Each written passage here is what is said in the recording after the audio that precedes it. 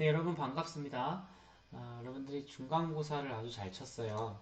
어, 학년 평균 71점이 넘어요. 71.9점 정도 되는 것 같습니다. 나름 공부를 열심히 해서 점수 잘 받았던 학생들이 꽤 있었습니다. 수업 시간에 한 내용을 위주로 공부를 하면 점수 잘 받을 수 있으니까요. 기말고사 때도 열심히 노력해보면 좋을 것 같습니다. 시험에 대한 피드백이나 문제풀이 같은 경우는 임경민 선생님께서 해주시기로 했어요. 그래서 과학 A 시간에 오답 노트도 정리하고 그리고 문제에 대한 질문 같은 거 받아주실 수 있을 것 같고요. 오늘은 이 우주 탐사의 성과에 대해서 할 거예요. 그래서 우주 탐사 성과는 인류가 우주를 얼마나 탐사해 왔는가, 그러니까 얼마나 알아왔는가, 거기에 대해서 이제 학습을 하는 것이고요. 얘는 그냥 역사겠죠. 우주 탐사는 이러한 시간 순서대로, 흐름대로 되어 왔다. 이런 것이고, 우주 탐사의 의미, 그걸 유식한 말로 의의라고 해요. 그래서 우주 탐사의 의미가 뭔지, 그리고 앞으로 어떻게 나아가야 하는가, 우주 탐사의 방향성에 대해서 살펴보려고 합니다. 우선 우주 탐사의 성과부터 살펴볼게요. 우주 탐사는 어떻게 진행되어 왔는가, 얼마나 많이 알아왔을까입니다. 위에는 우주 탐사의 장비가 소개되어 있고요. 아래에는 장비와 관련되어 있는 용어들, 단어들이 나와 있습니다.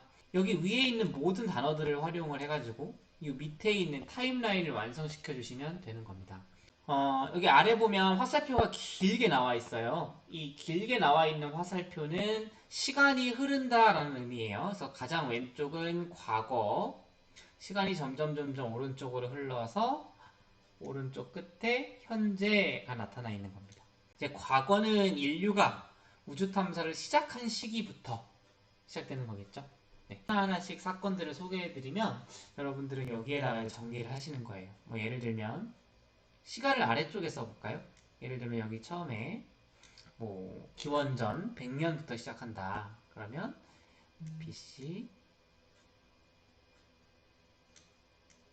100 이렇게 쓰면 100년 전에 예수님 모시기 100년 전에 여기 위에다가 이제 사건을 적는 거죠. A라는 사건이 있었다.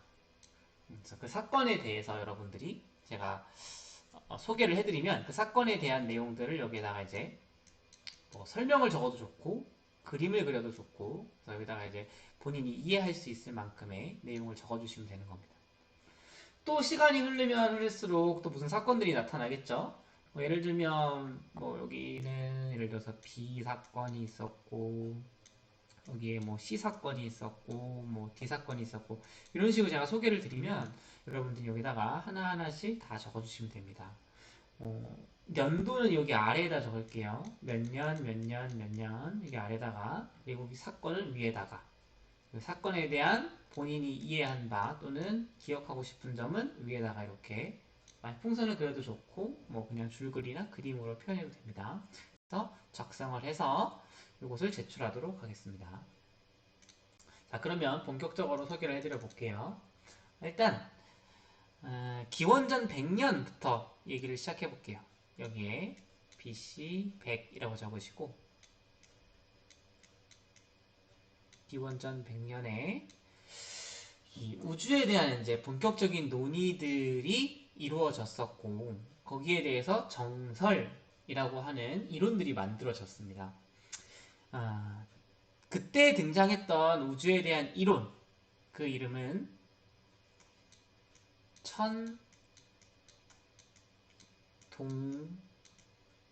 천동설입니다. 여러분들도 이렇게 똑같이 적으시면 돼요. BC 100년에 천동설이 우주 탐사의 시작이었다. 이렇게 보시면 되겠습니다. 물론 우리의 선조들은 뭐 구석기 시대나 신석기 시대 그때 사람들은 하늘을 보면서 저 별이다. 와 신기하다. 별똥별 떨어진다. 와 예쁘다. 이랬겠지만 이제 과학적으로 정확하게 이건 이래서 이래. 얘는 이런 거야. 우주는 이렇게 발전해 왔어. 또는 이렇게 생겼어. 이렇게 동작하고 있어. 이렇게 얘기한 첫 이론이 천동설이라는 겁니다. 그래서 이 천동설에 대해서 제가 소개를 드릴 겁니다. 그럼 여러분들 여기 위에다가 그림을 그리든지 설명을 쓰든지 하시면 되는 거예요. 기원전 100년에 천동설이 처음으로 이제 과학적인 이론으로 등장하기 시작합니다. 우주가 어떻게 움직이고 있을까에 대해서 수많은 철학자들과 과학자들이 이제 설전을 벌인 거죠. 그래, 우주가 어떻게 움직이는지 한번 설명해봐.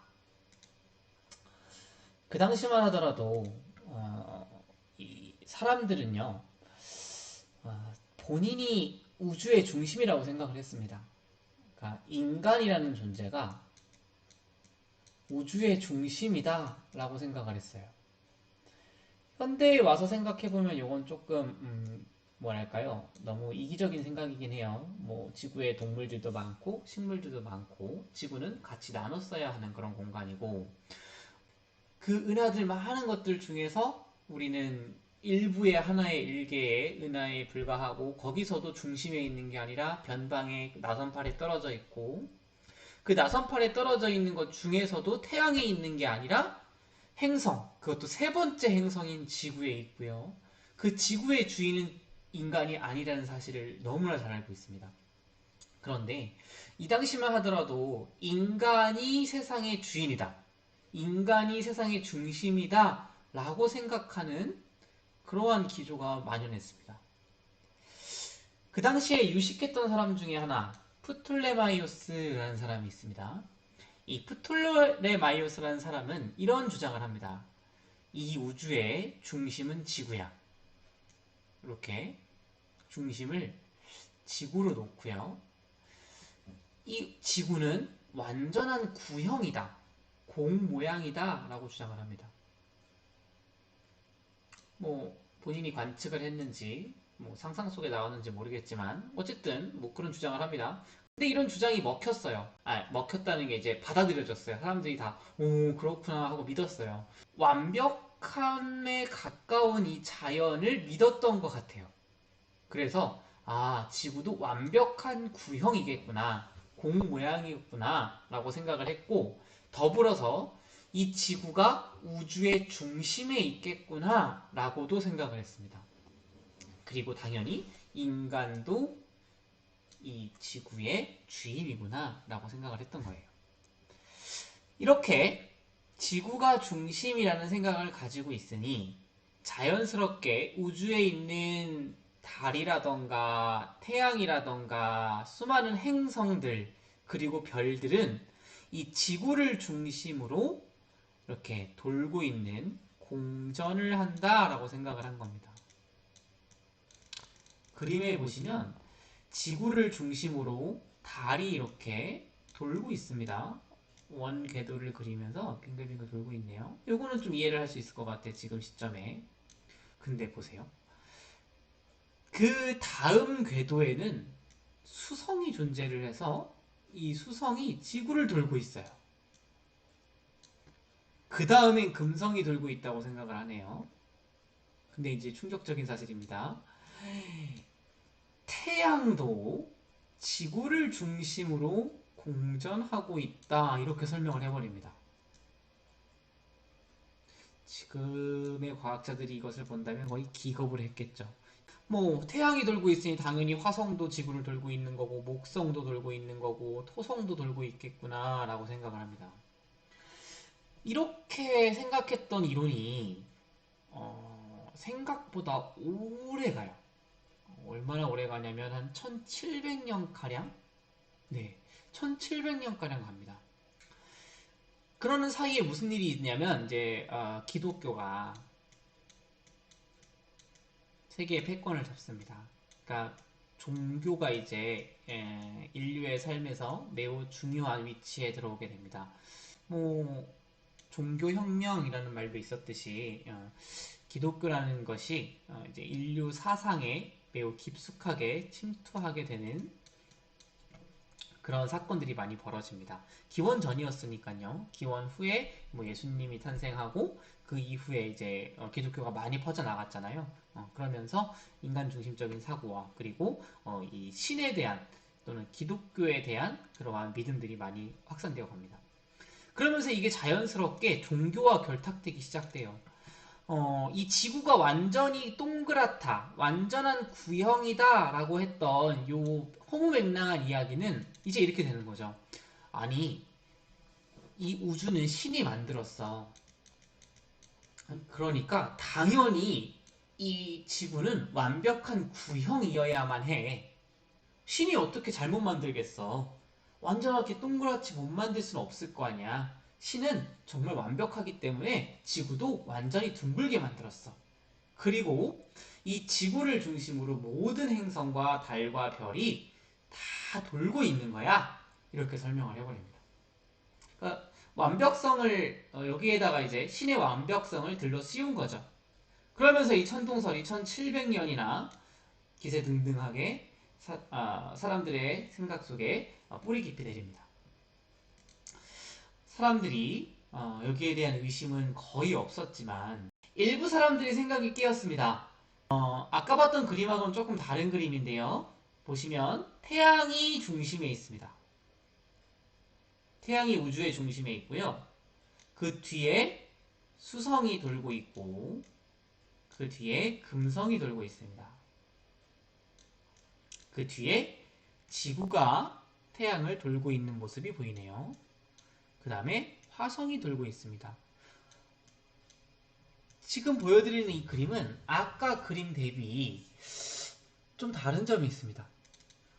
이 신이 만든 완벽한 우주는 지구가 중심이었었는데 지금 여기서 보면 태양이 중심으로 바뀌어 있네요. 그리고 지구가 돌고 있습니다. 아까 전에 그림에서는 지구가 중심이었고 고정되어 있었고 움직이지 않았어요. 다만 태양이 돌았었습니다. 그래서 하늘에 있는 것들이 돈다 라고 생각해서 하늘천 움직일 동, 그래서 천동설이었었어요. 근데 지금 여기의 그림을 보시면 우주의 중심이 태양이고 그 태양을 중심으로 지구가 돌고 있는 거예요. 그렇죠? 그래서 이런 이론을 전파합니다. 얘는 지구가 돈다라고 해서 지동설이에요. 이 지동설이 천동설의 대항마로 등장하기 시작하는 거죠. 일부 생각이 있는 사람들에 의해서 지동설이 퍼지기 시작합니다. 근데 사람들은 이걸 믿었을까요? 네, 믿지 않았어요. 왜 그랬냐면 이것은 거의 신이 만든 우주에 대해서 지구의 가치를 많이 하락시키는 이론이에요.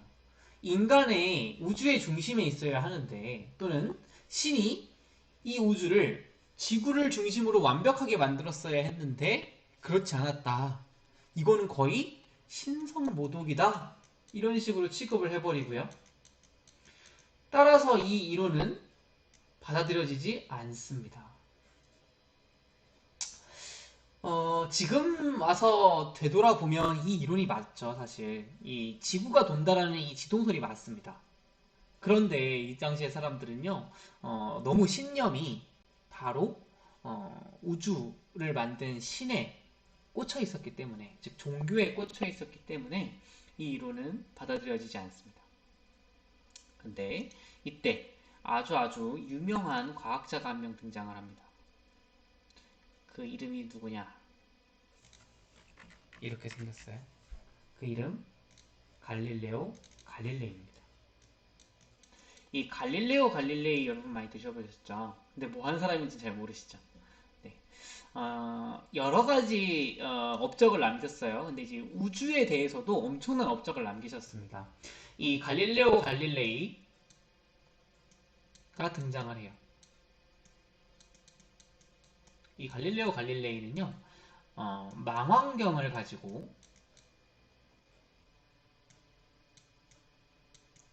우주를 관측을 합니다. 되게 뭐랄까요? 생각에 의해서 우주론을 만들어내는 게 아니라 이제 실제 관측을 하고 그 관측된 것을 근거 삼아서 과학적인 이론을 만들어보자. 우주가 어떻게 작동하고 있는지 생각해보자. 아마 이랬던 것 같아요. 그래서 아마 이 요즘 시대까지 이렇게 유명한 이름을 남기지 않았을까 이런 생각이 들고요. 갈릴레오 망원경을 보여드리면 이렇게 생겼어요. 이게 이제 갈릴레오 갈릴레이가 우주를 관측할 때 사용한 망원경이에요.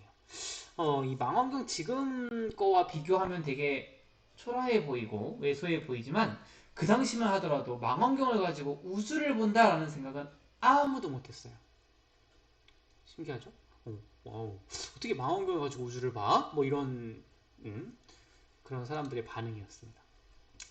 이 갈릴레오 갈릴레이가 망원경을 가지고 우주를 보는데 무엇을 발견하느냐? 목성에 주피터가 목성이거든요. 이 목성의 주변에 있는 위성들을 발견을 해요. 위성? 위성 우리 지난번에 그 천체라는 그 수업하면서 제가 조사해보라고 했던 것 중에 하나였습니다. 혹시 모르시면 참고해 보시고 위성은 행성 주변을 돌고 있는, 즉 공전하고 있는 천체예요. 주피터, 이 목성은 행성이고요. 이 행성 주변에 위성을 발견합니다. 여기 보시면 유로파, 이오, 칼리스토, 가니메데 총 4가지 4개의 위성을 발견합니다. 이게 왜 대단한가요? 왜 대단하냐면요. 유로파가 목성을 주변으로 공전을 하고 있더라라는 겁니다. 이오가 목성을 주변으로 공전을 하고 있더라. 칼리스토도 가니메데도 다 목성을 주변으로 돌고 있더랍니다. 이제 큰일 난 거죠. 갈릴레오 갈릴레이는요. 아니 신이 만든 이 우주는 완벽해야 된다. 그래서 지구도 완전한 구형, 동그라미여야 하고 그리고 이 우주의 중심에는 지구가 있어야 하고 그 지구를 중심으로 모든 천체가 돌아야 한다라는 그러한 이론에 반대가 되는 사례를 발견해 버린 거예요. 지구를 중심으로 돌지 않고 목성을 중심으로 돌고 있는 천체를 발견해 버린 거죠. 와. 그럼 이제 갈릴레오 갈릴레이는 소름이 돋았겠죠. 이상하다. 지금껏 우리가 생각해온 우주는 지구를 중심으로만 돌았어야 했는데 내가 관측을 잘못했나? 몇 날 며칠을 봐도 소름 돋게도 절대 잘못 관측한 게 아니었더라는 거예요. 이 갈릴레오 갈릴레이가 이렇게 기록도 합니다. 갈릴레이가 이제 필기한 것들 중에 오른쪽 밑에 있는 게 이제 목성을 중심으로 이렇게 돌고 있는 것들이 있더라. 이렇게 돌고 있는 것들이 있더라. 이렇게 묘사를 한 거예요. 지금 4개의 위성이 이렇게 위치가 바뀌고 있죠. 그래서 목성이라는 걸 중심으로 돌고 있는 것을 이렇게 묘사를 해놓은 겁니다. 이제 그 하늘이 돈다는 그 천동설은 약간 위험해지기 시작했어요. 아니 이 지구를 중심으로 천체가 돌아야 된다고 했던 그 이론에 반대되는 사례가 등장한 거예요. 이러면 그 이론이 맞다고 볼 수 없는 거잖아요. 그렇죠? 그래서 이제 갈릴레오 갈릴레이는요. 다시 한번 사장됐던 지동설을 다시 주장합니다. 야, 우주의 중심 지구 아니고 지구 아니고 지구는 돌고 있어. 어딜 주위를 돌냐면 태양 주위를 돌아. 그 이론을 다시 주장하게 됩니다. 여러분 여기 아까 전에 여기 천동설 적었죠? 그리고 여기다가 이제 지동설을 적겠습니다. 지동설. 갈릴레오 갈릴레이가 목성의 위성을 발견한 게 몇 년도냐면 무려 1609년 정도 돼요. 그러니까 기원전 100년 전부터 약 1700년도 가량을 천동설이 지배를 하고 있었는데 갈릴레오 갈릴레이가 목성의 위성을 발견하면서 지동설을 주장하게 됩니다. 여기다가 이제 적어놓으실 분 적어놓으세요. 목성의 위성을 발견했다. 그런 것들 적어놓으시면 좋을 것 같습니다. 앞으로 쭉 적으시면 돼요. 이렇게 이제 갈릴레오 갈릴레이가 망원경을 이용해서 우주를 관측을 하죠. 이 개량된 망원경들이 많이 개발되었어요. 지금 여기 보시면 여러분들에게 친숙한 건 이런 모양이죠. 경통의 길이가 길고요. 이렇게 전체 망원경이라고 하면 이런 이미지를 떠올려요. 네, 이렇게 생겼습니다. 이제 옆에서 본 모습이고요. 얘는 이제 광학 망원경이에요. 빛을 이용해서, 그러니까 가시광선, 눈으로 볼 수 있는 빛을 이용해서 천체를 관측하는 그런 망원경이고요. 얘를 가지고 이제 별들을 보는 거죠. 또는 천체들을 봅니다. 물론 이걸로 태양 보면 큰일 납니다. 실명해요. 최근에 과학자들은요, 이러한 망원경도 이용을 하지만 조금 더 신박한 도구를 이용합니다. 이런 거 보신 적 있으세요? 무슨 안테나 같이 생겼죠? 얘도 망원경이거든요. 망원경인데요. 얘는 빛을 이용한 게 아니라 전파를 이용합니다. 우주에서는요, 각종 전파들이 와요. 그 전파들을 여기 이제 비행 접시 같은 거에서 받아요. 이렇게 받아서 얘를 이미지로 바꿔버립니다. 그러면 광학 망원경을 가지고 관측했던 것과 똑같은 그림을 만들어낼 수 있어요. 그래서 이 전파 망원경을 가지고 과학자들이 연구를 많이 하죠. 근데 얘 보면 사이즈 엄청 크죠. 사람이 이렇게 조그맣니다. 조그만 사람 대비 망원경이 진짜 커요. 이걸 왜 이렇게 크게 만들어요? 라고 하는데요. 이렇게 왜 이렇게 크게 만드냐면 망원경의 크기가 크면요. 사이즈 말하는 거예요. 망원경 사이즈가 크면 이렇게 동그라미 된 이 원형의 사이즈가 크면요. 굉장히 멀리 있는 것도 선명하게 볼 수 있습니다. 멀리 있는 걸 선명하게 볼 수 있는 장점이 있어요. 그래서 점점 크게 만들고 있어요. 그렇다고 무한히 크게는 못 만들겠죠. 뭐 예를 들면 얘가 무게를 지탱하지 못하고 무너질 수도 있고요. 그다음에 뭐 각종 관리가 어렵고요. 여기에 뭐 예를 들어서 새가 날아다니다가 분변을 떨어뜨렸어요. 이 성수하러 가려면 엄청나게 힘들겠죠. 뭐 그래서 무한히 크게는 못 만들고요. 대략 뭐 요 정도 사이즈로 만드는 것 같습니다. 갈릴레오 갈릴레이 이후에 이제 망원경들이 많이 개발이 되면서 우주 탐사가 진행이 됐죠.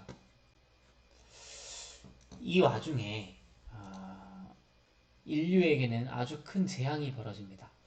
그 재앙의 이름은 세계대전. 이 세계대전이 발발을 해요. 그래서 세계대전이 총 2번 있었습니다. 그러니까 각 뭐 세계에 있는 국가들이요 피 먹고 싸워요. 그걸 세계대전이라고 부르거든요. 여러분이 잘 아시겠지만 1차 세계대전이 있었고 2차 세계대전이 있었습니다. 둘 다 독일이 일으켜요. 독일이라는 국가가 세계대전을 일으킵니다. 여러분들이 집중하셔야 되는 세계대전은 2차 세계대전입니다.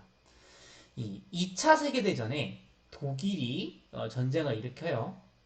그래서 독일은 러시아하고 손을 잡습니다. 그래서 아시아 서쪽하고 유럽 쪽에 패권을 잡아갑니다.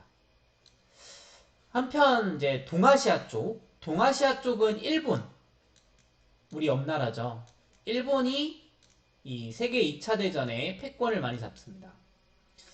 이 세계대전이 진행되면서 그리고 세계대전 일어날 때쯤 유행했던 게 뭐냐면 힘 있는 국가들, 그러니까 독일이라던가 일본이라던가 이런 국가들, 그리고 유럽에 있는 국가들, 그 국가들은 좀 돈이 많았어요. 그래서 좀 힘이 있었습니다. 그런 국가들은요 주로 식민지 만드는 거를 많이 했어요. 그러니까 다른 나라에 쳐들어가가지고 그 땅을 점령을 하고 사람들도 막 징집을 하고 그래가지고 이 본인들의 영토를 많이 넓히고 자원을 수탈하고 그런 일이 많았습니다. 그래서 이 식민지를 만드는 게 유행했었어요. 우리나라 그 일본 일제 치하 있었죠. 그 1910년도, 20년도, 30년도에 일본 쪽발이 새끼들이 우리한테 와가지고 일본말 가르치고 한국말 쓰지 못하게 하고요. 이름도 바꾸게 만들고 뭐 그랬던 적이 있었어요. 그때도 이때예요, 이때. 그래서 정말 안타깝지만은 이 당시만 하더라도 독일과 일본이 아시아 동쪽 서쪽에 굉장히 많은 영향력을 끼치고 있었어요. 이때 일본이 동쪽 아시아 쪽만 이제 잘 이렇게 관리하고 그랬으면 큰일이 없었겠지만 일본이 큰 실수를 하나 해요. 그 하와이, 지금 미국 땅이죠. 하와이의 진주만을 습격을 합니다. 그러니까 얘들 욕심이 과했던 거예요. 미국을 친 거지. 하와이를 친 거예요. 진주만을 습격을 합니다. 근데 이 당시만 하더라도 세계대전에는 미국이 참가할 생각이 절대 없었어요. 미국은 그냥 아우 뭐 니들 그렇게 싸우는구나 뭐 그냥 이렇게 관증하는 형태였는데 일본 애들이 이 진주만을 습격을 해요, 새벽에. 그러니까 이제 미국이 가만히 있어. 화가 나겠죠. 그러니까 이제 일본 니네 안 되겠다, 너네 이제 한번 맛 좀 봐라 해가지고 전쟁에 껴듭니다. 이때 독일은 또 미사일이 있었어요. 진짜 다른 나라는 없던 미사일들을 가지고 뭐 유럽이라던가 뭐 주변 국가들에 엄청나게 위협을 많이 하고 있었죠. 그러면서 계속 승승장구하고 있었던 거예요. 근데 미국이 일본 애들이 자꾸 까부니까 일본에다가 너네 안 되겠어, 핵폭탄 한 방 맞아 해가지고 히로시마에 핵폭탄을 떨어뜨립니다. 두 방을 떨어뜨리거든요. 근데 그 당시만 하더라도 이 핵폭탄의 위력을 잘 몰랐어요, 사람들이. 근데 미국이 개발한 이 핵폭탄을 일본에 떨어뜨리니까 일본이 초토화된 거예요. 와, 우리 이거 더 맞으면 죽겠는데? 그래서 항복을 해요, 세계대전에서. 그러면서 우리나라가 독립을 합니다, 이때 식민지가. 여튼 그건 여담이고요. 이 일본이 이렇게 되고요. 그 다음에 이제 러시아가 독일이 되게 승승장구를 많이 하니까 뭔가 배가 아픈 거예요. 아, 쟤네들은 나라도 땅도 작은데 이 러시아는 그때 이름으로 소련이에요, 소련. 그때 당시에는 소련이었습니다. 그때 당시에 소련이 생각하기에는 저 독일 땅도 적은데 되게 힘세다. 안 되겠는데? 해가지고 이제 독일을 막 치기 시작하죠. 이제 동맹을 배신한 거야. 사실은 원래 독일이 배신을 먼저 했어요. 그래서 어쨌든 소련이 독일을 이제 거의 뭐 초토화시키죠. 이렇게 해가지고 세계대전이 끝납니다. 그래서 이제 승전국이 두 나라가 남았어요. 대영 제국인 소련 제국, 그리고 미국. 이렇게 두 개의 국가가 아주 패권을 잡게 되는 그러한 이제 흐름이 있었습니다. 이때만 하더라도 소련도요, 핵이 있었어요. 그래서 이제 힘이 셌던 나라 중에 하나였겠죠. 이렇게 해서 이제 소련과 그다음에 미국이 세계를 장악하죠. 근데 이제 소련은 해체가 되고요. 러시아로 이제 분리가 되는 거예요. 그래서 분리가 돼서 러시아와 미국의 양대 체제가 이제 이어집니다. 서로가 가지고 있는 이 핵이 그 당시만 하더라도 그냥 핵 자체만 있었던 거예요. 그 핵을 쏠 수 있는 미사일은 없었어요. 근데 이 독일은 미사일 체계가 있었잖아, 그치? 핵은 없었지만 미사일 체계가 있었어요. 그래서 여기에 있는 이 미사일 체계를 획득을 하게 되면 미사일에다가 핵만 싣게 되면 나는 어디든 핵을 쏠 수 있게 되는 거예요. 그러니까 이 러시아와 미국이 욕심이 생기는 거죠.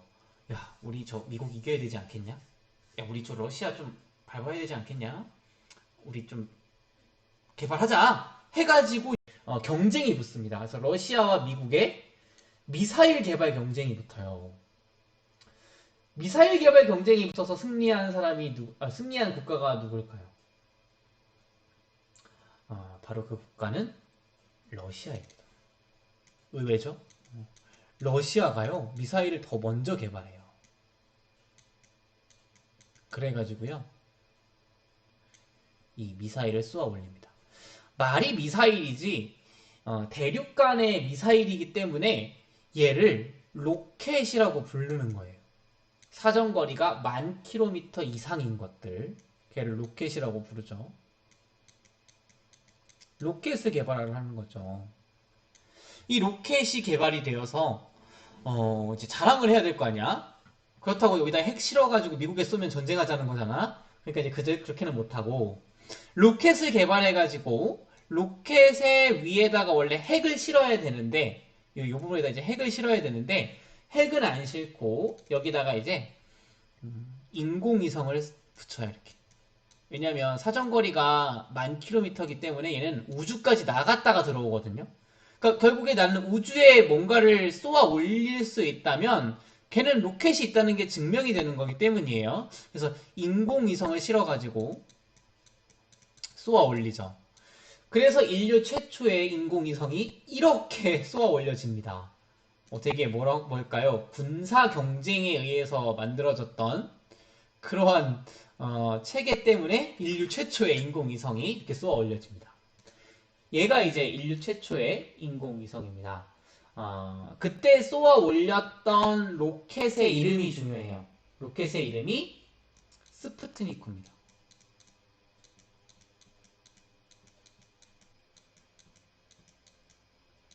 스푸트니크 로켓에다가 이 인공위성을 실어가지고 이제 러시아가 실어서 우주에 싹 쏘아 올리죠. 보니까 인공위성이긴 한데 좀 귀엽게 생겼어요. 뭔가 그냥 뭐 깡통처럼 생겼고요. 깡통에 뭐 안테나 몇 개 달려있는 게 끝이에요. 여기는요 그냥 띡띡띡 하는 신호밖에 안 나와요.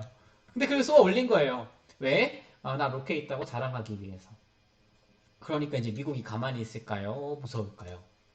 무섭죠. 아니 저기 러시아 친구들은 핵도 있는데 거기 로켓도 있어. 그럼 이제 거기다 핵 실어가지고 우리한테 쏘면 우리 이제 폭망인데 그런 생각을 하는 거죠. 이 당시가 언제냐면 1957년입니다. 57년 10월이에요. 10월 달에 최초의 인공위성 스푸트니크를 발사합니다. 여기 1957년 10월 1957년 10월 여기 스푸트니크 뭐 미국 러시아 얘기 적어주시면 됩니다. 그러니까 이제 미국 사람들이 무섭죠. 무서우니까 본인들도 빨리 개발하자, 빨리 개발하자. 여론몰이가 막 이루어집니다. 그 여론몰이에서 나온 게 바로 이거예요. 여러분들에게 친숙한 나사입니다. 나사. NASA, 나사. 나사는 1958년에 미국에서 만든 정부 조직입니다. 정부에서 아예 주도적으로 로켓을 개발해왔다 라고 얘기를 한 게 이제 이 나사인 거예요. 미국 놈들이 아주 발등에 불이 떨어진 거죠. 그래서 나사를 출범시킵니다. 근데 뭐 벌써 앞서가 있던 러시아는요. 인공위성만 쏘아 올리는 게 아니라 사람도 우주로 보내.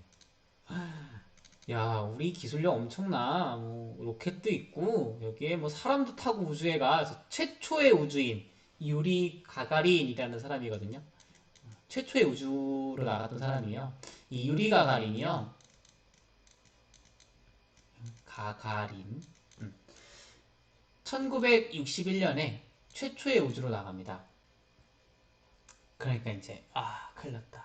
미국 애들은 아주 무서운 그런 시국들을 보냅니다. 한 5년? 6년? 정도 엄청나게 공을 들여가지고 안 되겠어. 저렇게 기술이 훌륭한 국가들이 있다면 우리도 해. 그래서 나사에서는요 아폴로 프로젝트라는 걸 해요. 아폴로 프로젝트의 대표적인 사람, 그 사람이 이제 이 사람인데요. 이 사람의 이름은 뭐냐면 닐 암스트롱입니다. 뒤에 그림 보이시나요?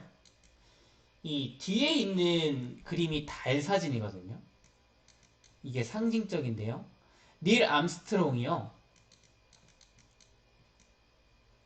어딜 가냐면 달에 갑니다. 그러니까 미국이 소련에 자극받아가지고 실제로 달에 보내요, 사람을. 그게 이제 릴 암스트롱이 간 거예요. 자, 여기 보면 뒤에 검은 배경 보이시죠? 얘가 이제 우주예요. 우주에 여기 릴 암스트롱이 서 있는 거고요. 이 뭐랄까요? 우주선? 이 우주선의 이름이 아폴로예요. 아폴로 11호. 아폴로 11호를 타고 달에 착륙을 합니다. 그래가지고 막 이제 여기다가 국기도 꼽고 미국 국기 꼽아요. 실제로. 그러면서 이제 자랑하는 거죠. 야, 러시아, 우린 니네는 뭐 우주밖에 못 갔지, 우린 달까지 갔어. 엄청 멀리 갔단 말이야. 그래서 달에 착륙도 하고 다시 돌아왔어. 자랑을 엄청나게 합니다. 이 아폴로 11호가 1969년, 69년도에 달에 착륙을 해요. 그래가지고 이제 아주 생중계도 하고 엄청나게 뭐 이벤트성으로 막 홍보를 하죠. 미국이 대단하다고. 이때 이제 닐 암스트롱이 했던 말 중에 제일 유명한 말이 이 말이에요. 달에 한 발자국 딱 내디디면서 이것은 한 인간에게는 하나의 발걸음이지만 우리 인류에게는 위대한 도약이다. 결국에 인류의 대표라고 이제 미국이 이렇게 떠벌리기 시작하는 거죠. 그 뒤로 이제 또 달만 갈 수 없으니까 미국에서는요 로켓을 2대를 발사합니다. 여기 안에 당연히 핵은 있는 게 아니고요 탐사선이 들어가요. 행성에 대한 탐사선이 2개가 들어갑니다. 얘가 이제 보이저라는 탐사선인데요. 보이저 탐사선 2개를 발사를 해요. 그래서 하나는 보이저 1호고요. 또 하나는 보이저 2호예요. 이 보이저 5를 발사한 건 1977년입니다. 1977년에 보이저 2호가 먼저 발사됩니다. 얘는 9월 달에 발사가 되고요. 그 다음에 8월 달에 발사가 되고요. 보이저 1호는요. 9월 달에 발사가 됩니다. 왜 1호가 더 늦나요? 1호가 발사 직전에 고장이 났거든요. 그래가지고 한 달 정도 연기가 돼요. 그래서 좀 늦게 갑니다. 여튼 얘네들이 이제 출발을 해가지고 어디를 가느냐? 화성, 목성, 토성, 천왕성 얘를 다 탐색합니다. 보이저 1호, 보이저 2호 보여드릴까요? 얘가 보이저 1호예요. 뭔가 아까 봤던 러시아의 인공위성 대비 엄청나게 뭔가 많아 보이죠? 뭐 이런 장비도 있고요. 이런 장비도 있고 이런 장비도 많이 들어갑니다. 그러니까 뭐 행성을 탐사하러 갔으니까 사진도 찍어야 되고 뭐 자료도 수집해야 되니까 많이 뭘 달고 갔겠죠. 얘가 이제 보이저 1호고요. 얘가 보이저 2호예요. 근데 보이저 2호랑 1호랑 비슷하게 생겼어요. 어쨌든 얘는 이제 행성으로 갔으니까 멀리 갔겠죠. 지금도 가고 있어요. 어디까지 갔냐면 태양계는 이미 벗어났고요. 이 태양과 다른 별 사이에 어딘가에 있겠죠. 지금도 막 통신이 된답니다. 신기하죠. 이 보이저호에 이제 미국 사람들이 막 이런 걸 넣어요. 이 우주에서 인류가 있다는 걸 알려주고 싶었나 봐. 그래서 이제 우주에서 뭐 태양계의 위치라던가 뭐 각종 나라의 말로 안녕하세요라는 말이라던가 뭐 각종 인류의 뭐 이렇게 개발한 것들을 이렇게 적어가지고 이 보이저호에 넣어놨대요. 그래서 외계의 지적 생명체가 있다면 이걸 딱 보고 이 우주에 우리만 있는 게 아니구나. 다른 지적 생명체도 있구나. 라는 걸 느끼라고 이렇게 메시지를 넣어가지고 보냈답니다. 이 보이저 2호가 태양계를 벗어날 때 한 장 사진 찍어서 전송한 게 이거거든요. 여기 가운데 보면 동그라미가 하나 있고요. 여기에 이제 점이 하나 찍혀 있어요. 여러분 보이실지 모르겠지만 좀 더 확대해 드려 볼까요? 네, 여기 점 하나 보이시죠? 여기 이게 이제 태양계 끝에서 찍은 지구의 사진입니다. 태양계 끝에 가면 지구가 이렇게 보여요.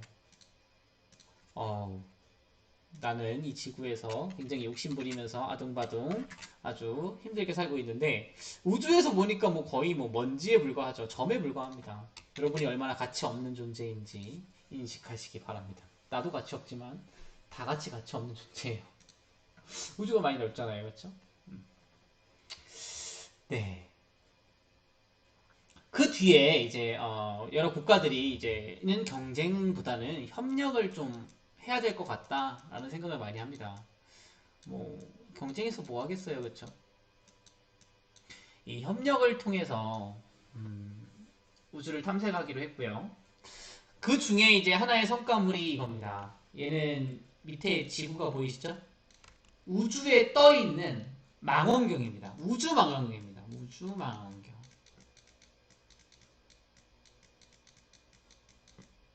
오, 우주에도 망원경을 쏘아 올려요? 네, 우주에 망원경을 쏘아 올렸습니다. 이 우주에 쏘아 올린 우주 망원경, 이 되게 멋있게 생겼죠? 이 친구의 이름이 뭐냐면요. 허블 우주 망원경이에요. 사람 이름인데요. 천문학자 중에 굉장히 유명한 사람이에요. 그 허블이라는 사람의 이름을 따가지고 허블 우주망원경이라고 지었습니다. 이 허블 우주망원경이 언제 발사됐냐면 1990년도에 발사가 됐습니다. 비교적 최근이죠. 이 허블 우주망원경을 가지고요. 여러분들이 보고 있는 천체들을 대부분을 다 촬영을 했습니다. 왜 우주에 이렇게 망원경을 쏘아 올렸을까요? 우리 스텔라리움 이용하면서 대기 없애는 거 기억나세요? 공기를 없애면요. 되게 잘 보여요, 천체들이. 그쵸? 왜 그러냐면요. 공기는요. 우주에서 오는 빛을 다 산란시켜요, 이렇게. 그래서 빛이 선명하지 못하게 만듭니다. 근데 공기가 없게 되면요. 아주 선명한 천체의 상을 얻을 수가 있거든요. 그래서 공기를 없앨 수 없으니까 공기가 없는 우주에다가 망원경을 이렇게 쏘아 올리는 겁니다. 그러면서 이제 우주를 많이 관측하게 되는 거죠.